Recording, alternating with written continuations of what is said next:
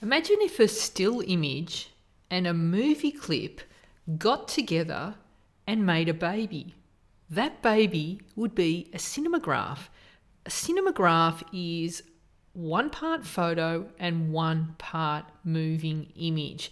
They were first developed in around 2011 by a couple of American photographers called Kevin Berg and Jamie Beck.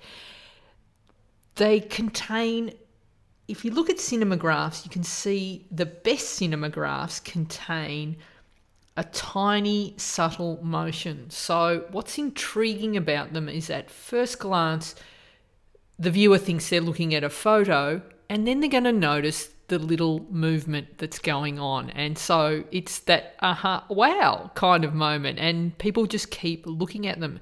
So they're gaining popularity in advertising, and people are using them all over the place. So you see them on websites and landing pages, in email. You need to have an online platform to be able to display the images, and the best way, and you'll see them on billboards everywhere. So I think this is a great way to get your work noticed and to stand out from the pack, and they're a lot easier to do than you think. So I think you should have a go, and I'm going to break it all down first.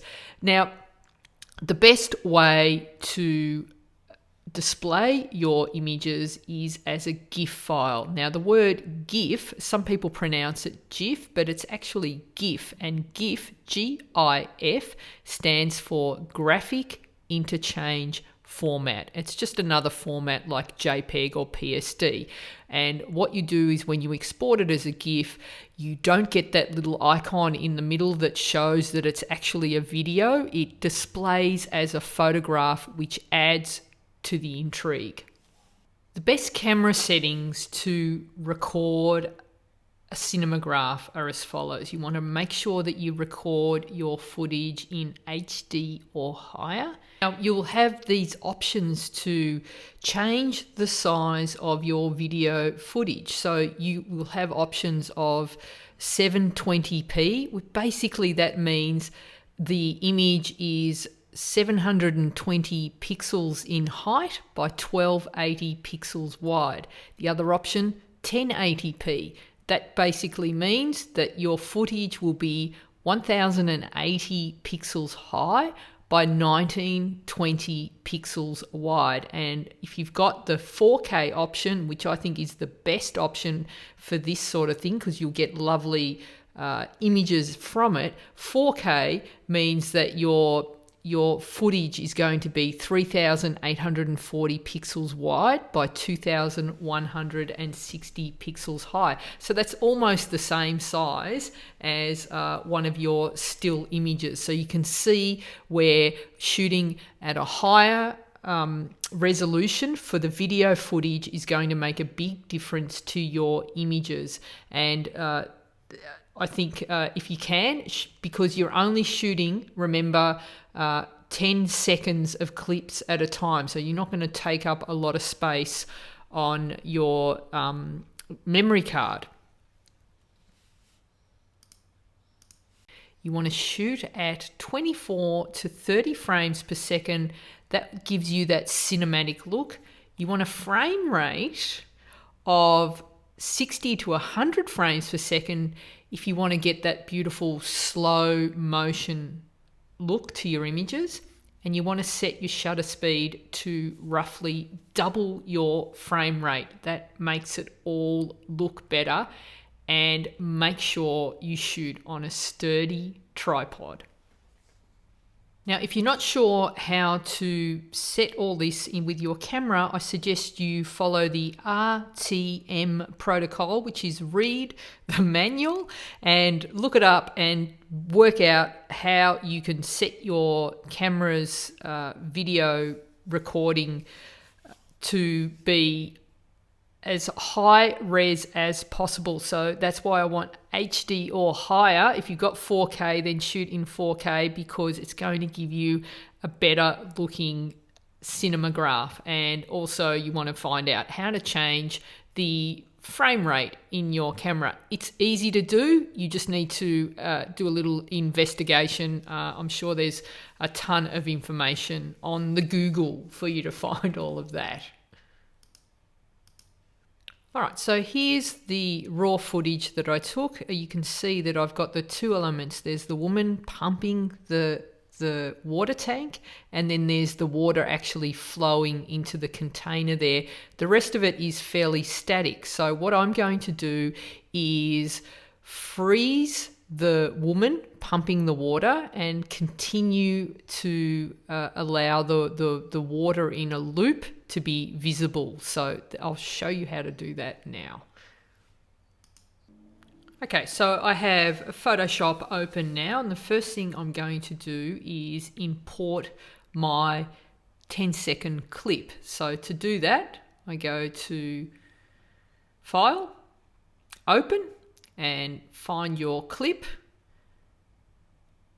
and it will load in the screen. Now, I have a timeline down the bottom, and this is how you navigate around the video clip.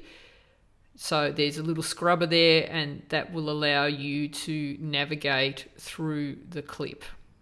If you don't see it, go to Window and check Timeline, and then it will appear.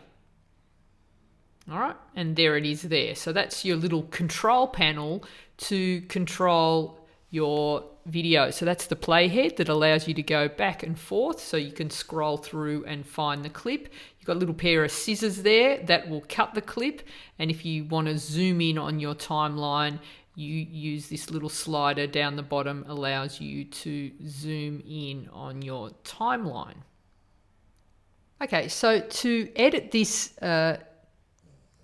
like 9-second clip that I have here and convert that to a 2-second clip, what it means is I need to cut out a little section.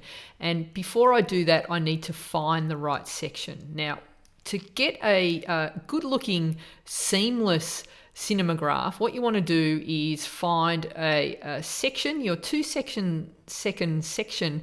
You want to make sure that the in point is the same as the out point. So what I mean there is, if I find a section that I like here, I'll show you with what I like to do is use these little overlays here so that I get a better idea of where I need to end up. So here's my start point. Okay, so I'm going to highlight the actual video and hit the scissors, and that cuts it. So this section I no longer need, so I can actually delete that. So, all right, so here's my start point, and now I want to go along and keep scrolling through until that water stream is back where it started. So about there. All right, so I'll just hit cut there, and let's hit play. All right, so it finishes at the same spot that it started, which is good. That's what we wanted. So once you've got your little 2-second clip, so let's have a look. Starts there, finishes there. All right, but you also notice the other thing about it is it's very jerky. So what we can do is I'm going to slow the speed of the video down by 25% and increase the duration to 2 seconds. And this is going to give me a much smoother video. See that? So it's lost that jerkiness. And it stops and starts at the same time, which is really important.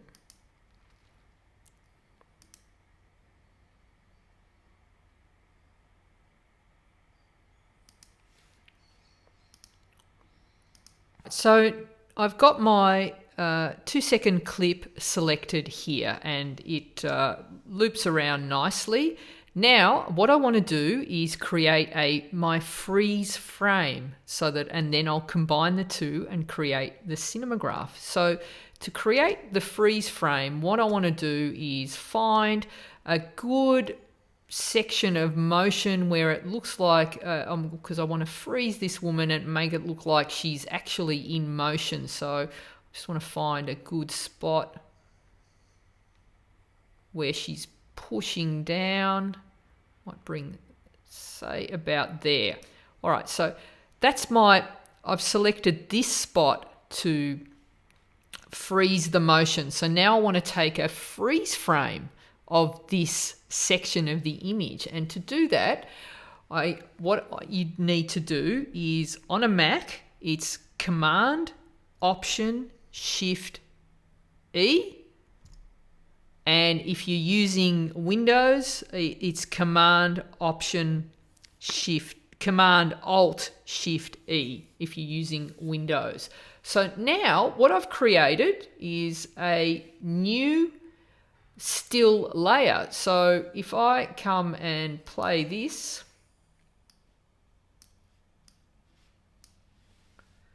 let me just ungroup these layers first.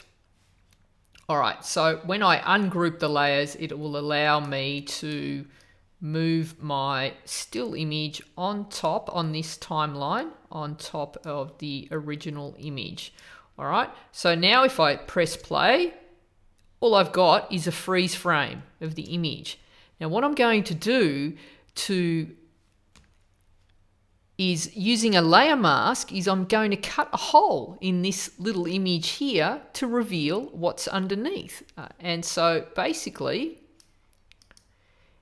I'll come down a little bit further so you can see what I'm doing. But what I'm going to do is add a layer mask to my still image. So it's this little icon here. And now I'm with a black as my foreground color. Wherever I paint is going to now effectively put a hole in my image. So if I brush on here, you can see that there's no pixels underneath, and I've basically created, punched a hole in this image. Now, if I take it back to the point where there's video underneath, you can see that I've got that streaming video underneath and everything else is frozen. Now, if I make a mistake, I'm going to swap my foreground color to white and just make sure that this area is not masked in, because I could see the footage of this hand pump here coming into the frame. So I've got rid of that now. So let's go all the way back to the start and have a look at how that looks. And there you go, and it's streaming very well. And you can see that I've gotten to the end and I've just got this hole. What I need to do is basically bring my top layer in, that's the still image, so that it snaps there in line with the video. So let's press play now. And you can see that we've got this nice little loop and everything else is frozen. So let me just zoom back out so you can see, and that's the final video there. All right, so we've just created a very simple cinemagraph there. So to export that, what you need to do is go to File, Export, Render Video. Now we need to convert this PSD file into a video. So it's export, render video, and that's the first step. And you'll get a little dialog box that'll ask you what size you want it. Leave everything at the default. You might want to rename it so that you know that it is what the video is, and then hit render.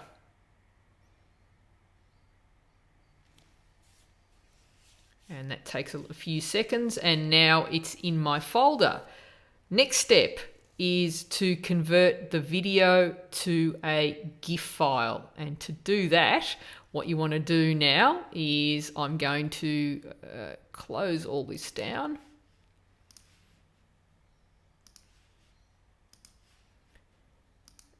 File, Open.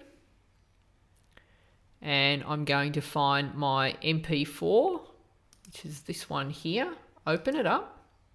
Okay, so this is the video format. So you can post this to social media as a video if you like, if you don't mind having that little triangle icon that says it's a video, or you can take the next step now and convert this to a GIF file so that when you post this image to social media, it will look like a photo. It won't have that icon that says this is a video, which I think makes the image look more intriguing. So in order to convert a video file to a GIF file, what you want to do is come into File, Export, Save for Web Legacy.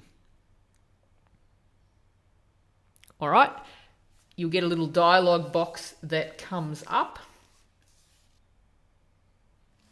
Okay, so when you come into this panel, the default settings look like this. So what you want to do is, obviously, you want to have GIF selected. Okay. The default settings in Photoshop give you perceptual as the first option. I find that it gives, it doesn't look great. It looks a lot very pixelated and not enough detail. It's not smooth enough. So I go down to the next one, selective, and this little checkbox here, no dither, I add some noise, and I find that it makes my GIFs look a bit better overall. So they're the settings that I change up there. And then the other one that you want to be aware of is image size. Now, this at the current size, it's going to be too large a file. So I like to keep my GIFs around 800 by 450, something like that, a little bit smaller than the actual video size, because they end up being a bit too heavy and they'll take longer to upload and all of those. So keep them at a nice size. Once you've got all of that entered, hit save.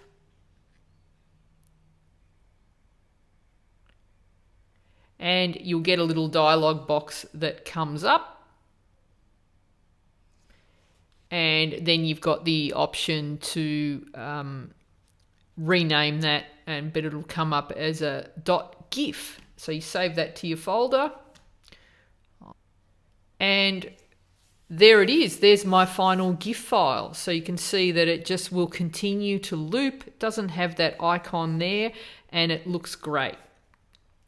Now, finally, you'll notice that my footage at the end, it doesn't look like the raw footage that I started with. And so there's an extra step that you can do, and you can do this before you start creating your GIF file. You can actually edit your GIF file in Photoshop. So I'm going to show you a couple of cool ways that you can do that, so that you get you can actually apply the same look to your video footage as you would to your photos. And then that adds to the intrigue of making it look like a photo, because you've added all these lovely filters to the image, or you've edited it so it looks like a photo. I'll show you how to do that now.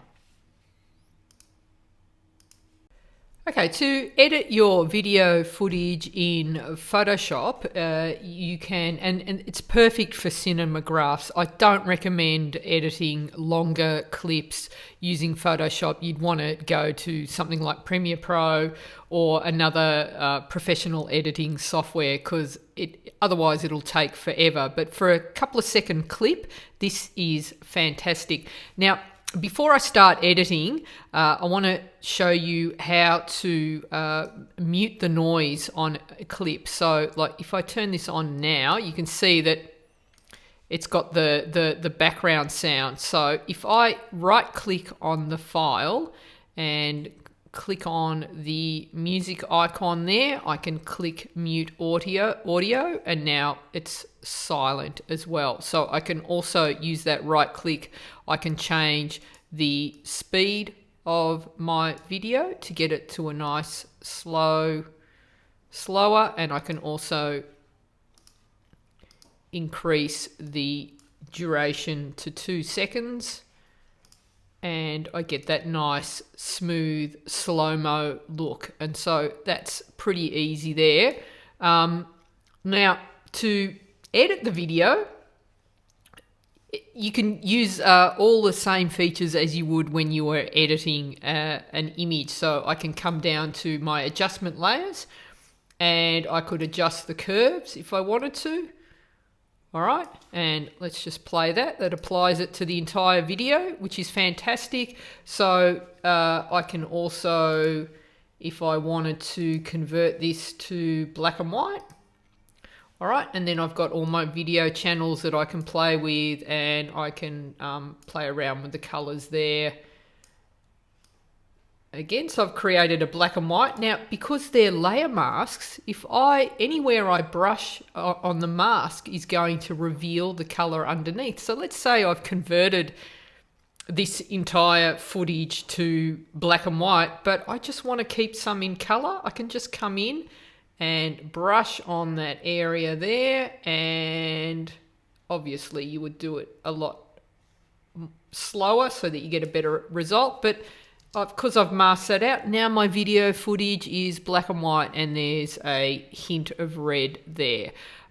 So all of those actions there apply. And the other one that I like, let me just get rid of these, is you can use a color lookup. This is what they're really designed for. So you can add a LUT to your image. So you can give a nice dreamy sort of Fuji look or Kodak look to your image, so you can scroll through those. Often they're a bit over the top, but what's really good is if you like the look but you think it's a bit heavy, you can just reduce the opacity, okay, and that will, so you can have a little bit of that LUT applied, and you can mix your LUTs and add to them. So that's a really good way to edit your image. Now, another cool thing you can do is you can actually use these filters here, but in order to do that, you need to convert your video footage to a smart object first, and be warned, this takes ages, so you'll need to allow time for the video to convert with these settings. But what you can do is go to, say, filter camera raw, and then you've got a dialog box that looks a lot like Lightroom. It's basically the same editing here, and I can come in and let me just make this a little bit smaller. I can come in now and I can adjust my exposure,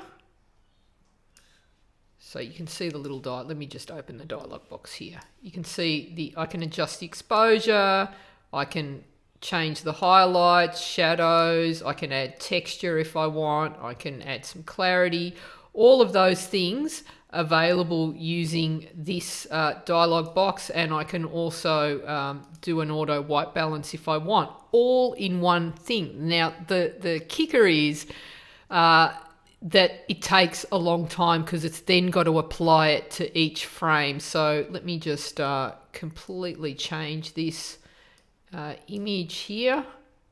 So again, you do all the things that you would do if you were editing one of your black and white images. So hit OK, and now I hit play, and it's going to work its way through, and it takes forever, because if I scroll along with the playhead, you're going to find that not every single file has been edited. So it takes a minute, and you want to wait till it's applied these adjustments to each of the frames of your video file. But there are a couple of really cool, easy ways that you can edit short clips in Photoshop. All right, so here we've got a GIF where you can see that the leaves have been frozen, and the wheel is moving. So I've got my two elements in this frame, two moving elements, one I've animated, one that I've frozen.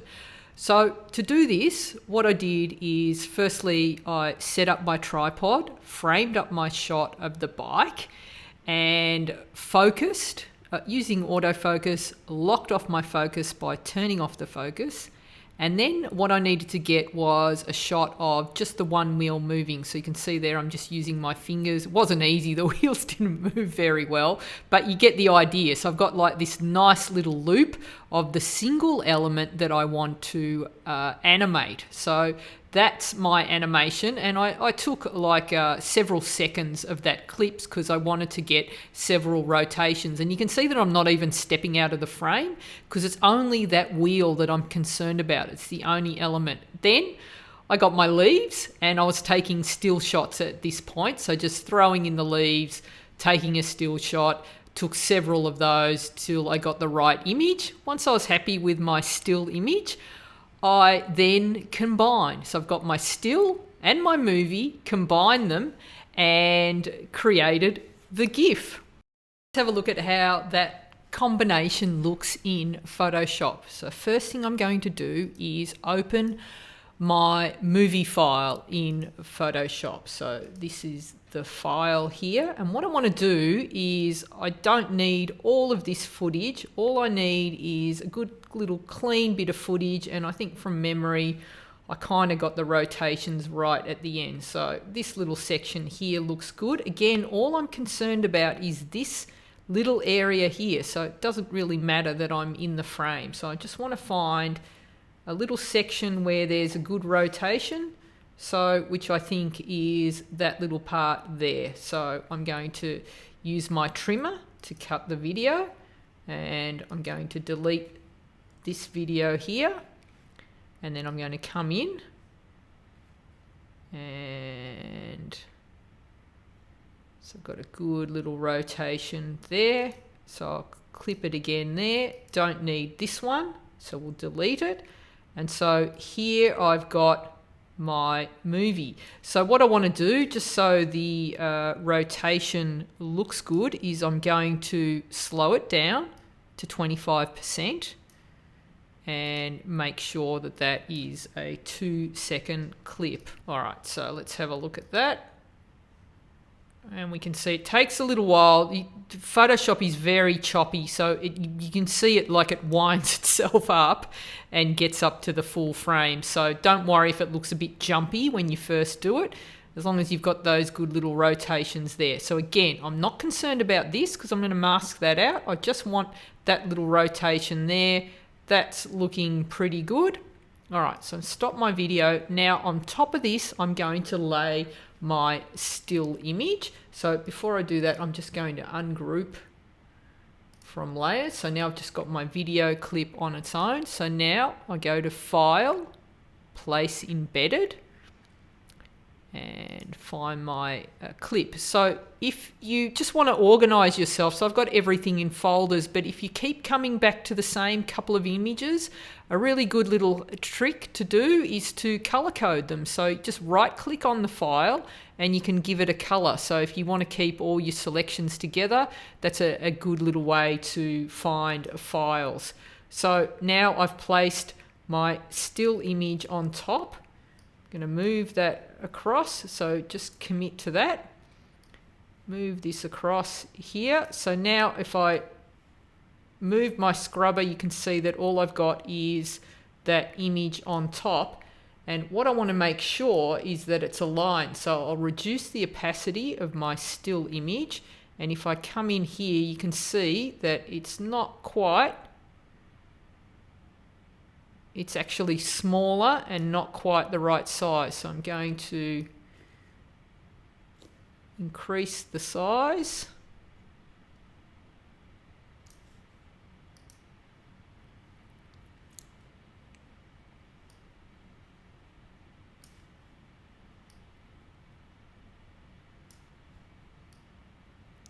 All right, now a good little trick to use if you want to align it precisely is to come into the blend mode, and this is a great little checkbox. Go down to blend mode difference and it's going to show you the outline of the image, and then I'm just going to use my arrow keys to move the file precisely, and that's lined it up really well. That's a really handy trick, because sometimes if you're using a mouse or a pen, it just feels a bit wonky. This is a great way to get accurate lineup of your images. So check OK, and then bring the blend mode back to normal. That was just like a check mode, and make sure I bring my opacity back. Okay, so now I've got my still image on top of my movie image, and what I want to do is just cut out this little area here. So on my still, I'm going to create a new layer mask. I'm going to have black as my foreground color. Make sure my brush is nice and soft. Blend mode normal, opacity 100%, flow 100%. Using my arrow keys, I'm going to bring the brush down, and I'll just zoom in a little bit, and what I'm going to do is just brush over that image there. Let's see if the overlay works. So that's where I'm brushing, just in there. Flick back to black. All right, and if I make a mistake, I'll just switch back to white. All right, so let's have a look at how that looks. We'll just hit play. Oh, just make sure that my top layer locks in. All right, let's try again. Hit play. It's going to take a little while to get going, but once it gets going, you can see that we've got our GIF created there. So I've got the wheel rotating and the leaves over the top. All right, so there's two action parts to this image, one frozen, one moving, and the movement is quite subtle there. So once you're happy with that, what we need to do is render the image. So file, export, render video. Okay, and you want to name it. I'll just give it demo 1, and it goes back into my folder. Hit render, and that will create a MP4 of that image. And once that's done, I can open it. So there it is. And let's have a look at how that plays. So there it is, and that's going to play nicely. All right, once it gets going, gets up to the frame rate. There we go. Takes a little while, but that looks pretty good. So once I'm happy with that, I'm going to convert that to a GIF. So file, export, save for web legacy. This takes a little minute sometimes, especially when I've got a recording happening, Photoshop, all going at once. Choose up the computer memory a little bit. All right, so presets, I've got GIF file selected. Not perceptual, I like selective. And I also like the no dither, I think is the preset. I use noise. I add noise. It just makes it look a little bit better in my opinion. And then also I want to resize down to around 600. And actually I might make this 800. Hit save. And you'll get a little dialog box that comes up and asks you where you want it to go.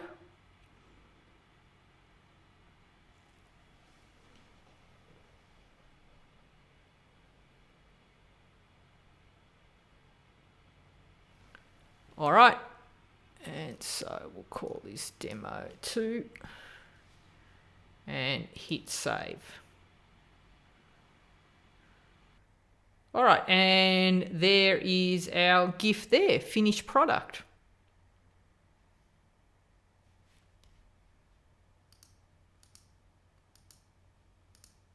right, let's try something a bit more complicated. Now, if you've got something that has hair flowing or drapery or material, and it's not quite as simple as a circular loop or a constant flow like water, you can get something that looks a bit jerky. So here's a clip that I've already selected, and have a look at this. So it's just like a few seconds that I've collected, but see how when the hand comes back up, you get that jerky movement. And this is what you often see in a lot of cinemagraphs. You'll get the swing, but they can't quite finish it off. Now, there is a really complicated way that involves fading one clip in on itself, but I find a much better way is to actually create a boomerang loop of the image. And what I mean by boomerang is we have this little 3-second clip that we've got here, or a couple of seconds here, and then what I do is I'll make another copy of that clip and reverse it so it goes one way and then the other, and what you end up with is a much smoother clip. So I'll show you. Here is the clip combined as front and back, like as a boomerang. So have a look at this. It'll just take a second to get going. All right. Now notice how that's so much smoother, and we don't have the so we got the in point and out point are the same, and everything looks a lot smoother. And now I can animate any part of this, the hair, the tassels. This is the part that I want to tassel, but that I want to animate. Looks a lot smoother. It's lost that jerkiness. So how do you do it? Sadly, at the moment, at the time of recording this video, the 2020 version of Photoshop does not allow you to easily reverse a video. So if you have software, if you have access to the entire Adobe suite, then you can do this easily in Premiere Pro. If you don't, a good workaround is something like, and you're a Mac user, then something like iMovie works really well. And there's also a ton of other desktop and iOS and Android apps that you can do that'll easily reverse the video and create a boomerang. So the way I do it is just using iMovie. Very quickly, so you just open it up and you'll get the interface, and then I just drag my, I'll just get rid of the old one here. Let me just delete this. We'll start again so you can see. So what I'm going to do is drag my original clip in, and I'll just play that for you so you can see it's choppy.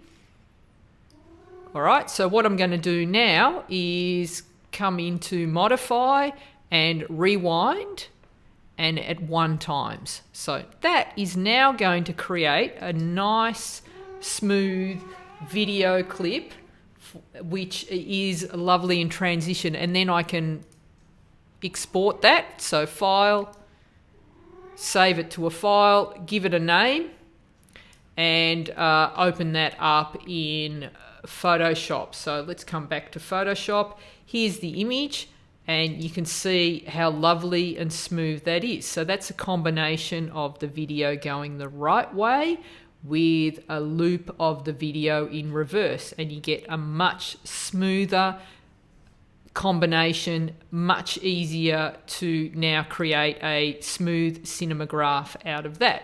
So what I'm going to do to create this is I've got my video here. I'm going to duplicate it.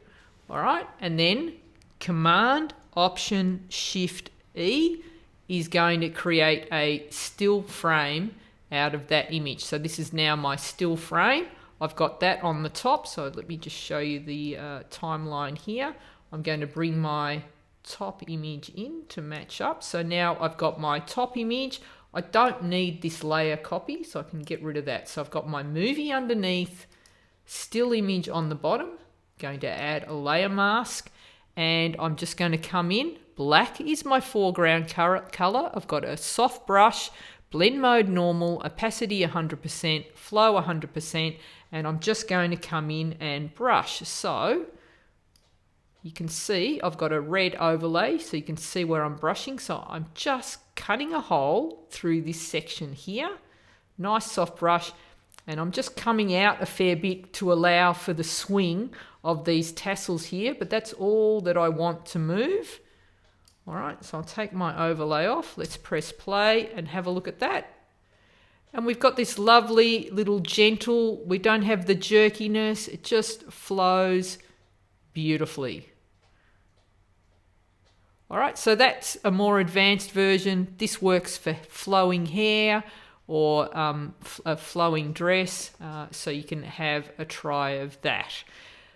All right, so next, if this is all does your head in a bit too complicated, and you don't want to spend the time, but you are interested in creating these cinemagraphs, then there is plenty of software available. They're all paid options, but if you want to save the time, I'm going to show you one now called Plotterverse, and it actually does all the heavy lifting for you, and all you need to do is find the files, and it's got all the overlays, and you can actually animate single images as well. So let's have a look at that right now.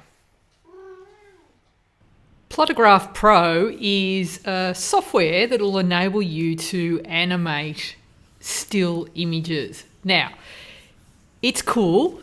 There's lots of fun things that you can do with it, but it's also got a lot of cheesy stuff that you should avoid.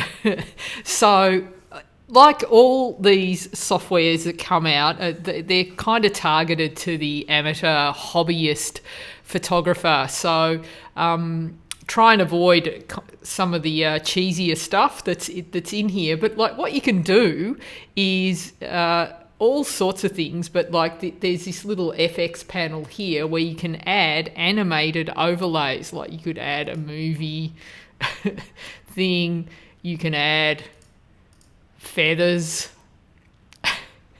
to your images, so you can see where you could have a lot of fun. Like even if you're doing like a day project and you want to have even the word like day 1, day 2 coming up on the screen, you can do that.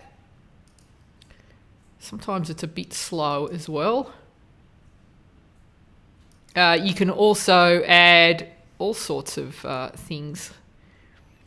That little countdown timer. So you can see where you can have a lot of fun. Confetti overlays to images.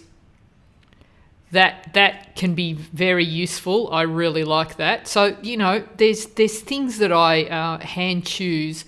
Oh, you want to put an American flag in your image, you can do that.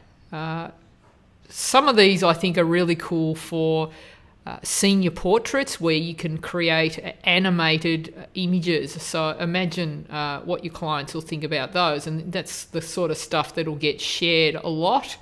You know, you might want to add a ribbon to something. You know, cool little effects like that. But there's also really good things that you can add, like maybe smoke to an image. And you can also move those around as well and position them in different places if you want to, right? So there's all sorts of things like, you know, bring in a soccer ball.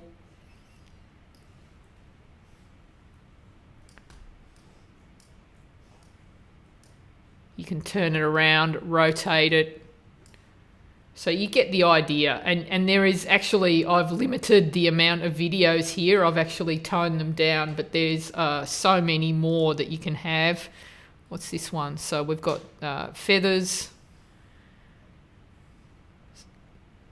more feathers, more smoke. So you get the idea there. So let's have a look at how we go about creating one of these images.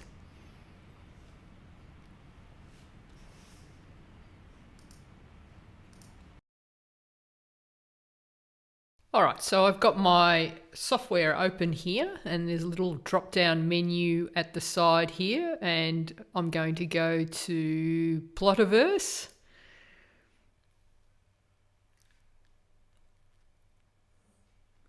And I'm going to hit this little plus button here and create plot a graph.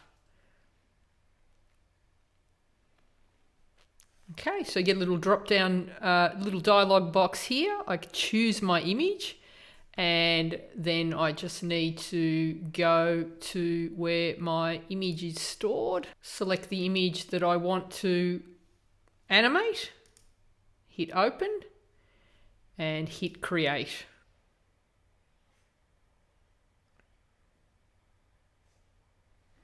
Okay, so once the image is loaded in, you can see that you've got your workspace here. So down the side, you've got the selection tool, a masking brush, a feathering tool, and this is actually the animation points. And this one here changes the settings. And then down the right-hand side, you've got your effects, and you can add text, a hand tool to move the image around, and also zoom in and out and crop.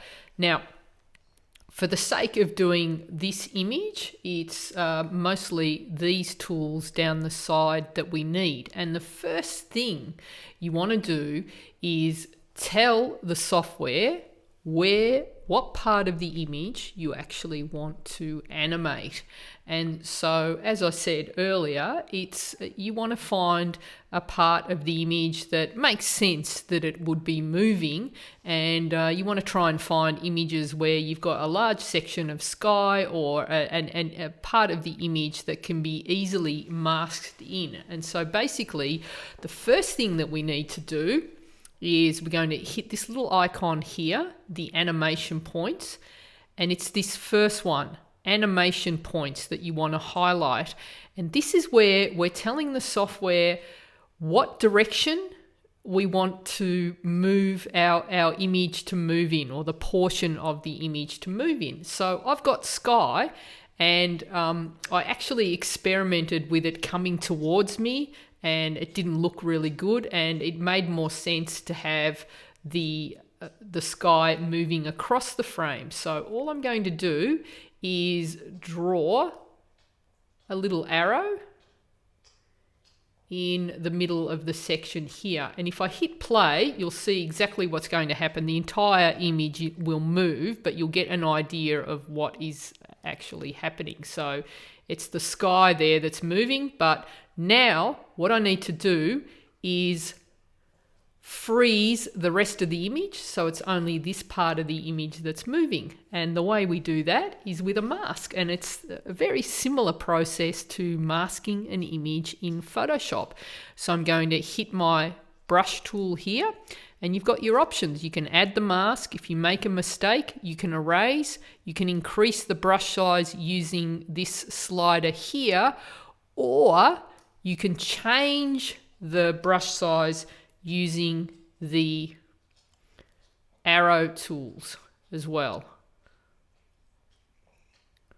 All right, so what I'm going to do is come in and just with a nice big brush, I'm going to mask in the bulk of the image, and I'm going to stop shy of the edges because I'm going to come in and fine tune those a little bit. So I'm going to try and get the most of the image here. All right, up the top. So I've got the bulk of it.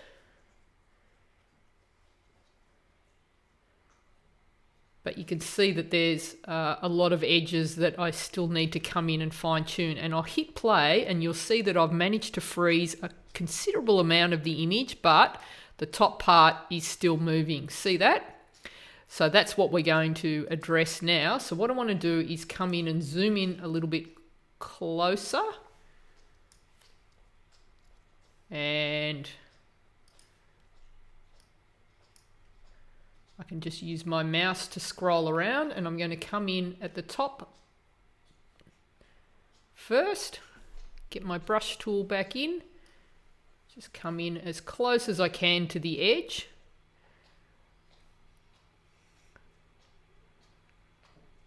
And then I'm going to come in with a smaller brush. I'm just using the bracket keys And I'm now going to come in and just spend a little bit of time masking this area. So what I'll do is I'll speed up the video so you don't have to sit here and watch me masking this out.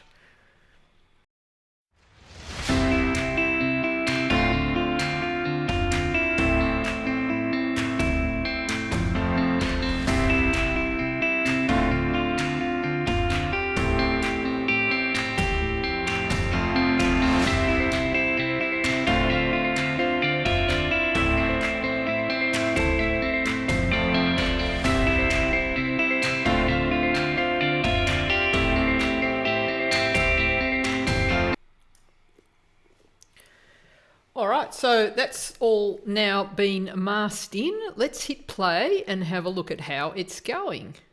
Okay, so looking all right, but there's like a little bit of drag over here. So what we can do, I'll just hit stop, is we can feather the mask a little bit, and that hopefully should clean up those edges. So I'm going to put quite a thick feather, and as I've done that, I've noticed that there's a spot here that I've missed, so I'm just going to add to that mask in here, and that should get rid of, and also here I can see, and that'll now adjust itself. And let's have another go.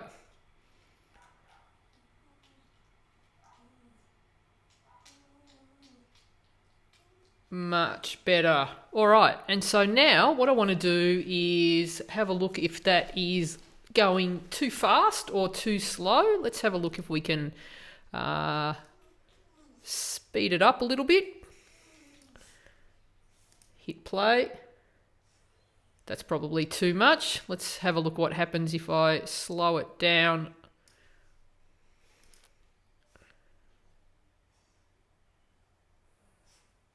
That's better. And the other thing I want to do is now just adjust that animation point.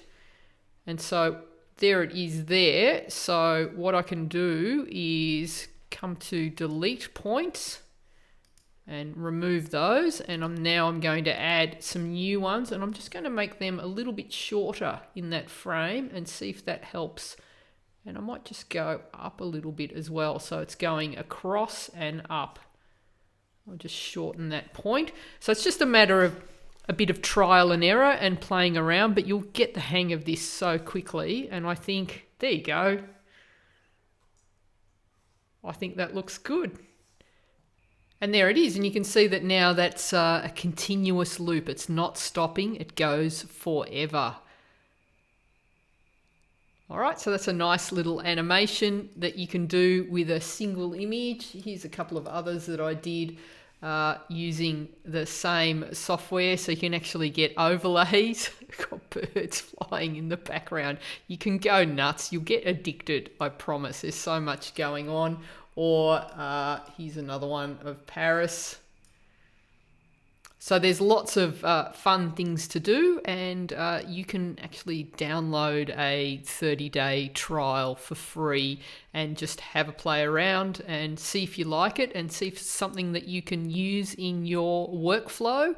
And you can buy a yearly subscription if you want for about $100. It's on special at the moment, or you can pay a monthly subscription. But, you know, give it a go, have a play around with it, and see how it goes with your clients and see if you like it.